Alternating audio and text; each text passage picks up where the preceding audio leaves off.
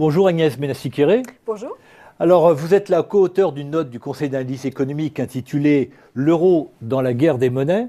Je rappelle que vous êtes professeur à l'Économie de Paris, Université de Paris 1, que vous êtes présidente déléguée du Conseil d'analyse économique, mais vous êtes aussi l'auteur d'un manuel sur l'économie monétaire internationale qui vient juste de sortir. Alors, le taux de change effectif réel de l'euro monte depuis 18 mois. Il monte face aux principales monnaies, face au dollar, face à la livre sterling, face au yen. Il monte aussi même face aux monnaies de plusieurs grands pays émergents. Mais dans votre note qui est pourtant intitulée « L'euro dans la guerre des monnaies », vous récusez cette expression journalistique, vous préférez parler de choc des politiques monétaires. Oui, parce que ce qu'on voulait dire dans cette note, de manière très claire, c'est qu'il n'y a pas de politique de change à proprement parler pour des pays qui sont dans un régime de parfaite mobilité des capitaux, donc il n'y a pas de contrôle d'échange. Et donc dans ce contexte, la politique de change, le taux de change, est un des canaux de transmission d'une politique monétaire. Et donc finalement, on a une confrontation entre des grandes banques centrales, la Réserve fédérale américaine, la Banque d'Angleterre, la Banque du Japon, la BCE, qui mènent chacune une politique monétaire en fonction de leurs objectifs propres. Par rapport à des objectifs internes. Donc on peut critiquer les objectifs, mais en tout cas ils sont là. Et finalement les taux de change résultent de ces stratégies monétaires différentes selon les pays. Et ce qu'on voudrait surtout éviter, c'est que, de notre point de vue, ce qu'on appelle la coordination internationale des politiques monétaires est quelque chose de relativement vain, parce que justement ces banques centrales sont concentrées sur leurs objectifs internes, et on voit bien récemment sur la Réserve fédérale américaine par rapport aux pays émergents, les pays émergents accusant la Fed de ne pas jouer le jeu de la coopération, et en fait la Fed répondant « mais nous on a des objectifs internes ». Et donc voilà. Agnès Benassi-Kéré, la conséquence de ces choix internes, c'est quand même des tensions sur les marchés monétaires, c'est quand même une espèce de guerre des monnaies. Est-ce que vous n'estimez pas à l'heure actuelle que l'euro est tout de même trop fort au moment où l'économie des États-Unis est en plein redémarrage, nous avons un euro qui se surévalue? Alors l'un n'empêche pas l'autre. Ce que nous montrons dans la note, c'est que si l'euro s'est apprécié récemment, c'est en partie, pas seulement, mais en partie, en raison d'une politique monétaire de la zone euro, de la BCE, qui est devenue de facto relativement restrictive depuis la deuxième moitié de l'année 2013, avec un bilan qui s'est contracté, avec un taux d'intérêt qui est proche de zéro, mais qui n'est pas allé dans le territoire négatif. Donc par rapport à d'autres banques centrales, disons, la BCE est apparue relativement restrictive, alors même que par rapport à l'objectif de la BCE, c'est une inflation inférieure à 2%, mais proche de 2%. Bon, là, on est clairement très en dessous. Donc, il n'y a pas besoin d'aller chercher d'autres objectifs possibles pour une banque centrale, comme par exemple le chômage. En restant dans le cadre du mandat de la BCE, sans rien changer, on voit que la BCE est en position de éventuellement rater son objectif. Reformulé autrement, la BCE ne suit pas les termes de son mandat à l'heure actuelle. Alors, le problème, c'est qu'on ne sait pas exactement le mesurer, ce mandat. C'est-à-dire que la BCE dit c'est 2% sur le moyen terme. Et on ne sait pas exactement ce que c'est que le moyen terme. Mais ce qu'on voit, c'est que depuis avril de l'année dernière, l'inflation hors fiscalité, donc à fiscalité constante, et de l'ordre de 1%, donc c'est la moitié de l'objectif de 2%, donc c'est de l'ordre de 1% depuis presque un an en fait. Donc chaque mois qui passe, maintenant l'inflation dans la zone euro, c'est à peu près 0,8%. Chaque mois qui passe avec une inflation très inférieure à l'objectif de 2% fait prendre à la BCE le risque de rater cet objectif de moyen terme, à moins qu'elle ne dise qu'elle acceptera une inflation de 3% pendant quelques mois pour rattraper cette inflation perdue. Alors, à la fois sur cet euro trop fort et sur ce problème de l'inflation qui ralentit, où on est face à cette menace déflationniste, est-ce que la tension n'est pas d'autant plus forte que l'écart entre le nord de la zone euro et le sud de la zone euro devient de plus en plus important? Alors, vous avez tout à fait raison. Donc, on a deux problèmes qui s'emboîtent. Il y a la question de la valeur de l'euro par rapport au reste du monde, et il y a la question interne à la zone euro. Donc, il y a un travail du FMI, par exemple, qui montre que l'euro semble sous-évalué pour l'Allemagne, de l'ordre de 10%, et surévalué pour la France. Non, c'est plutôt de l'ordre de 5%, et surévalué pour la France, de l'ordre de 5%. Et donc, il y a un écart entre la France et l'Allemagne de 10%, 5 et 5. Si Entre on la regarde, France et l'Allemagne, mais si on regardait par voilà. rapport à l'Espagne ou l'Italie... Alors voilà, et donc ils sont en train de faire l'ajustement. Donc il y a deux choses, et les deux problèmes ne sont pas totalement séparables. Enfin, donc la zone euro dans son ensemble vis-à-vis du reste du monde va avoir du mal par rapport à ses partenaires à dire que l'euro est surévalué, ne serait-ce que parce que le solde extérieur courant de la zone euro est excédentaire, oui. de plus en plus excédentaire, donc c'est extrêmement difficile d'argumenter. d'argumenter. Le risque de montée encore de l'euro est important. Voilà, il y a un risque de montée de l'euro. Et par rapport à une moyenne de longue période, aussi l'euro est légèrement au-dessus, mais ça n'a rien d'inquiétant par rapport à une moyenne de longue période. Donc ce n'est pas tellement là qu'on peut trouver la difficulté. Moi, encore une fois, la difficulté, c'est plutôt par rapport à la situation de presque déflation, enfin d'inflation très faible dans la zone euro. Et cette inflation très faible dans la zone euro fait courir le risque que certains pays de la zone euro se retrouvent en situation de déflation. Pourquoi ? Parce qu'on a ce désajustement interne à la zone euro qu'il va falloir résorber. Et donc, avec une Allemagne dont l'inflation est de l'ordre de 1,2%, comment faire pour que les autres pays qui ont des ajustements de prix relatifs à faire de l'ordre de 10, parfois 20%, comment faire pour qu'ils le fassent sans avoir eux-mêmes de la déflation ? C'est ça la grande problématique de la alors zone en euro. plus, donc, on a cette hausse de l'euro par rapport à la plupart des grandes monnaies. On a cette baisse de l'inflation. En France, plus 0,6% en tendance en glissement sur un an. Comment expliquez-vous que dans cette situation, la BCE ait cette politique restrictive que vous avez décrite ? Oui, alors la BCE ne regarde pas l'inflation en France. Et oui, elle regarde globalement. Vous avez raison, l'inflation sous-jacente, donc hors produits fortement volatiles, en France est de 0,1% au dernier chiffre. 0,1. Donc on est presque à zéro, c'est vraiment très très bas.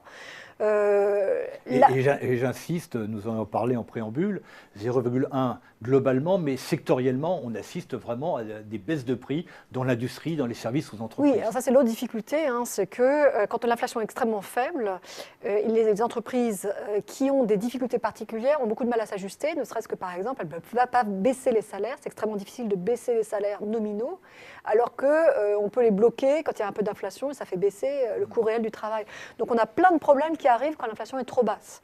C'est vraiment quelque chose à éviter, même sans parler de déflation. Donc comment se font ces choix de la BCE pour une politique restrictive? Au moment où on parle de reprise, on a l'impression que la BCE freine cette reprise, alors que les autres banques centrales soutiennent la reprise. Alors, il y a plusieurs éléments. Il y a d'abord un élément de diagnostic qui est que la BCE dit que l'inflation, les anticipations d'inflation sont bien ancrées. Ça veut dire que, en fait, les marchés n'anticipent pas une inflation très basse pendant longtemps. Ils anticipent une remontée du taux d'inflation. Mais ça, c'est un peu incertain. On est dans une très grande incertitude sur que va devenir l'inflation dans les mois à venir. Est-ce qu'elle va effectivement remonter ou pas? Donc il y a un élément de diagnostic, d'incertitude sur le diagnostic. Dans la dernière conférence de presse de Mario Draghi, il a dit on attend d'avoir plus d'informations pour prendre une décision. Donc c'est le premier élément. Deuxième élément, c'est une incertitude sur l'efficacité des instruments, avec l'idée générale selon laquelle on ne peut pas faire boire, si vous voulez, une vache qui n'a pas soif. Et donc, pourquoi le bilan de la BCE s'est contracté? Parce que les banques ont remboursé des emprunts qu'elles avaient faits auprès de la BCE. C'est le circuit du soutien de la BCE, en fait. Elles remboursent parce qu'elles n'ont pas besoin de cette liquidité, parce qu'elles n'ont pas envie de prêter, parce que leur problème actuellement, c'est plutôt de se mettre en ordre de marche par rapport à l'examen des bilans qui va avoir lieu durant l'année 2014, puis les stress tests. Et donc, il n'est pas l'ambiance actuellement, c'est pas tellement... Quelle pourrait être la voie du soutien de la BCE à l'économie? Alors voilà, donc quand on a une économie en zone euro qui est financée essentiellement par le secteur bancaire. Et donc c'est pour ça que jusqu'à présent... Ce qui est très différent des États-Unis. Voilà, donc jusqu'à présent, la BCE a privilégié ce moyen-là pour essayer de relancer l'investissement. Bon, on se rend compte que ça ne marche pas parce que les banques n'ont pas envie de prêter aujourd'hui. Elles sont plutôt en train de nettoyer leur bilan. On voit aussi que les taux d'intérêt qui sont facturés aux PME en Italie, en Espagne, sont extrêmement élevés. Donc quand il y a une déflation et des taux d'intérêt élevés, c'est très difficile pour les PME d'emprunter pour développer l'activité, notamment l'export. Donc il faut soit contourner, donc une première possibilité qu'on propose dans la note, c'est d'essayer de contourner cet obstacle, en cessant de proposer de la liquidité aux banques, donc de refinancer les actifs des banques, mais carrément en rachetant une partie du bilan des banques, et donc notamment les prêts aux PME, qui pourraient être titrisés, éventuellement sécurisés par la BEI et rachetés par la Banque Centrale Européenne. Prêter plus directement aux PME. Voilà, oui, puisque les grandes entreprises s'adressent directement au marché monétaire. Ce qui permettrait aux banques de se débarrasser, entre guillemets, de ces actifs, dont une partie peut être éventuellement non performante, mais à ce moment-là, ça peut être sécurisé par, donc, comme on l'a dit, la BEI. Ça peut aussi être acheté avec une décote, mais qui permet un moyen aussi de nettoyer le bilan bancaire et donc de contourner ce problème sur lequel les banques finalement ne prêtent pas parce qu'elles n'ont pas de liquidité, mais parce qu'elles veulent remettre en ordre leur bilan. Donc ça, c'était une possibilité. Une deuxième possibilité, ce serait de refaire un refinancement à très long terme, non pas pour fournir aujourd'hui la liquidité aux banques qui n'en veulent pas forcément, mais pour leur assurer que le prix de cette liquidité restera constant sur une longue période. Et donc, pour celles qui voudraient prêter, eh bien, ça fait une sécurité sur le prix de cette liquidité. Une troisième chose que pourrait faire la BCE, c'est d'être plus claire dans ses annonces auprès du marché, ce qu'on appelle le forward guidance, donc l'orientation des anticipations du marché.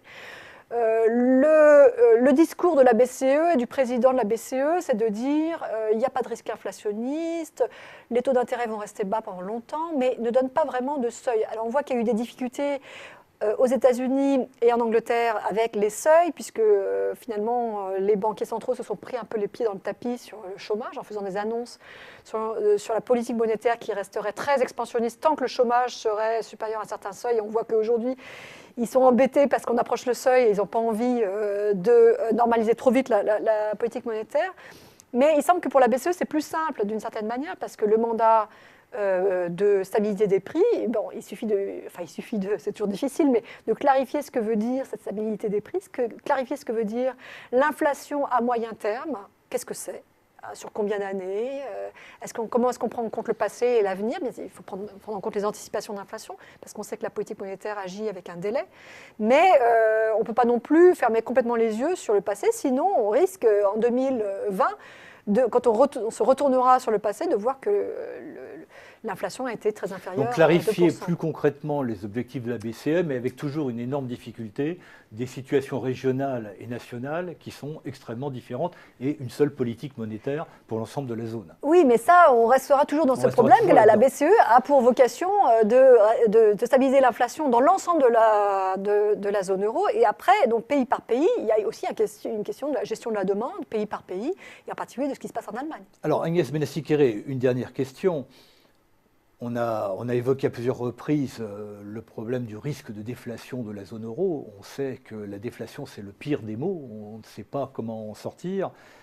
Est-ce que la BCE ne devrait pas faire quelque chose, comme ça a été fait au Japon, par exemple, récemment, pour stimuler la demande et empêcher cette spirale déflationniste, voire reflater l'économie? Bon, alors le succès de la Banque du Japon pour reflater l'économie japonaise n'est pas encore complètement avéré. C'est une expérience en cours. C'est une expérience en cours. On apprendra quelque chose. Voilà. La difficulté, c'est, quand on est en situation qui flirte avec la déflation, c'est pas si évident que ça de créer de l'inflation, même quand on est une banque centrale. On a vécu les années 70 où les banques centrales ont eu beaucoup de mal à réduire le taux d'inflation. Casser l'inflation. Mais dans le sens inverse, c'est presque plus difficile encore. Parce qu'une fois que des anticipations de baisse des prix ont été mises en place, on a une espèce de spirale autoréalisante. C'est-à-dire que si les consommateurs pensent que le prix des biens durables va baisser, ils vont retarder leurs achats. Et donc du coup, la demande baisse et ça fait effectivement baisser les prix. Et donc ça conforte les anticipations, etc. etc. Donc, si la déflation est en place, eh bien, le coût de la dette, le poids de la dette augmente au cours du temps et ça pèse encore sur la demande. Donc ça renforce. Donc c'est ça qui est difficile pour sortir de la dette des entreprises et la dette souveraine également. Également. Eh bien, Agnès Benassi-Kéré, je vous remercie pour ces explications. Merci à vous.